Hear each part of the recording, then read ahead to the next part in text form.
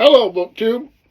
I thought I'd make a video. I don't know if you'd call it a response video or taking up the challenge video or an announcement video. So I've done NaNoWriMo, National Novel Writing Month, for many years. Some years I make it, some I don't. The word count, I mean. And they've been plagued by various poorly handled controversies. In fact, we even ran an event last year at my public library where I work. And then just felt that it was not appropriate anymore, so we did not do it this year. But November's always been the writing month for me. And I thought, boy, I'm going to miss this, but there's just no point in it. And I'm always busy, just like most of you. And so just put the thought away. Didn't do any prepping, and just put it away. But yesterday I'm watching Steve Donahue did a video where he was lamenting November without NaNoWriMo. And he had a great idea, and it's one that matches my interests more exactly anyway, and that was to write nonfiction. It's Nonfiction November, a venerable institution on BookTube. And I listened to his excellent video. You can go find it on his channel, the same name, Steve Donahue. And I thought, well, this is a great idea. And then he gives his example, which is, say you did a history of your local library. And just a couple weeks ago, I was talking with the Historical Society in my town, and they were asking me, when are you going to write a history of the library? Because we're coming up on our 125th anniversary. And I thought, well, I've access to the research materials in the archives at the Historical Society, at the town, and at the library itself. I mean, I'm in all those places in my role as a library director. So I just would be sitting down to take the time. Instead of budgets and everything else I do, I could add this to it, and it would be fun. So I thought, well, he came up with a great, Steve Donahue came up with a great idea. Then he mapped my future in it. So how can I not let everybody know I'm going to give it a shot? So we'll do it, and we'll try to get it published in some format in time for our 125th anniversary at my library. And I know that there's periods of time where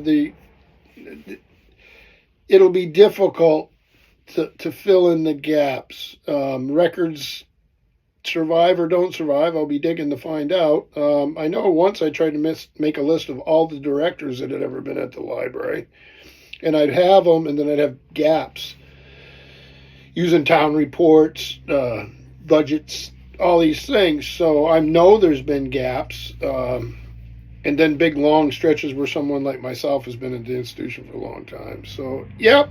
So I don't know what Steve is going to call this, or if he's even going to bother to call it anything, but I'm taking it as a call to arms, and I'm going to give it a shot. So I'll do it the same way. I've always been a planner and not a pantser. A pantser is somebody who just sits down and writes. Probably because I do have an attraction to nonfiction, which would require research and all this. So even in this, it's going to be a planner, not a pantser, obviously. And then the other question is, what do you do about time not writing, but time researching? So in NaNoWriMo, you do a certain number of words a day, and it gets you to your total at the end of the month. And that's what and they have things to track, and you have your ups and downs, and all that. And then, of course, you have a community that's doing with you. I'm just going to bug Steve. He's going to be my community. Unless some of you are going to do this thing. So it's only the 2nd of November. There's no reason not to start now. Pick a subject and just go for it. But I'm wondering how we do so research in this case, obviously, is important. So I'm going to count my research time and my writing time together. And word count should get bigger towards the end of the month.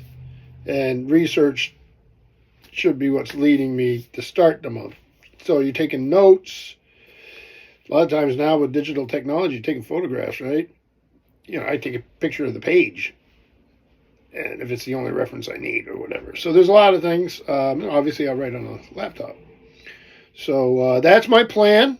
I did go out today. Have to do a few things, and then one of the things I did is this was not a book trip.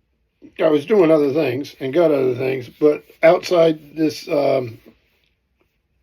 it's like a giant thrift store, but it's called Liquidators, and I don't think it's, I don't know what it is, but I don't usually go there for books, but for 99 cents I found this, and this is a great, great book. John McPhee, The Survival of the Bark Canoe. I've read it many times. Always wanted a hardback copy. It's a little discolored. I actually sort of like it discolored. So I added this to my library. Thrilled about it. So a nonfiction book by a master of nonfiction, by the way. Just look him up. You'll find something that interests you. And announcement video for, I don't know. We'll have to see if Steve comes up with a name for this, but I'm going to call it my nonfiction project. And it's going to be a history of my local library. So thank you, BookTube, and thank you, Steve. What a great idea.